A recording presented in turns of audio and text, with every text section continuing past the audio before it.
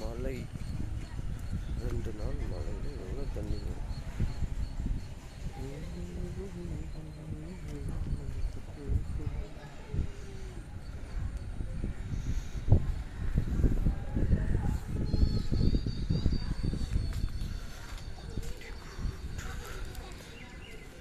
வீட்டை சுற்றி தண்ணி.